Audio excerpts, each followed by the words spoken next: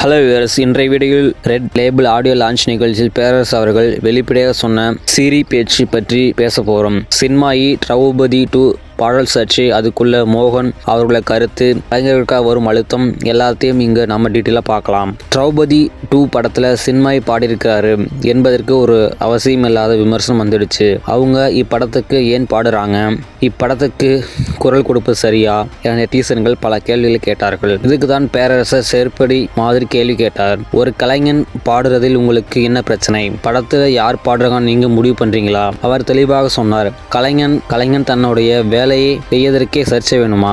நிகழ்ச்சியில் அவர் முகமே சிவப்பாக வெடிக்கிற குரலில் சொன்னார். சினிமாவை காப்பாற்றுவங்க கலைஞர்கள் தான், ஆனா இவங்க தான் அதிகமாக தாக்குதலுக்கு ஆளாகிறாங்க. அவர் எடுத்துக்காட்டாக சொன்னார், சின்மாய் ஒரு திறமையான குரல், அவருக்கு எதிராக பேசுவதற்கு என்ன காரணம்? கலைக்கு எதிராக பேசுவது தப்பு தான். அவர் பேச்சு முழுக்க இரட்டிப்பு, நேரடித்தனம், கோபம் எல்லாமே கலந்து இருந்துச்சு. பேரரசு மட்டுமல்ல, மோகன் டைரக்டர் இந்த சர்ச்சைக்கு காரணமான அன்னெசரி தாக்கப்பட்டார். பேரரசர் கேள்வி கேட்டார், ஒரு படத்துக்காக அவர்கள் எவ்வளவு உழைச்சிருக்காங்க, ஆனா சமூக வலைதளங்கள் சிலர் பொறுப்பில்லாமல் அழுக்கே தூற்றுறாங்க.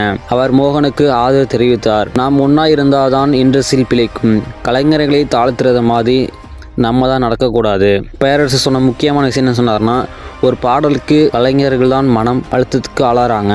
அவர் சமூக நெட்டிசன்கள் அனைவரையும் கேட்டுக்கொண்டார். கலைஞர்களுக்கு மரியாதை கொடுங்க, கலைக்கு சுதந்திரம் கொடுங்க. அவர் கடைசியாக என்ன சொன்னார்னு பார்த்தீங்கன்னா, சினிமாவே கிளின்னு கிழிச்சிடுறாங்க, ஆனால் அந்த கிளியை மறந்து இருந்தாலும் அதை நம்ம கலைக்காக போராடி ஆகணும் அப்படின்னு சொல்கிறாரு. எல்லாருக்கும் ஒரு மெசேஜ் சொன்னார். கலைஞர் மரியாதைக்குரியவர், கலை சுதந்திரம், சினிமா ஒன்றா நிற்கணும். ஸோ இந்த வீடியோ உங்களுக்கு பிடிச்சது லைக் பண்ணுங்கள். மற்றொரு இன்ட்ரெஸ்டிங் வீடியோவில் பார்ப்போம். Thanks for friends.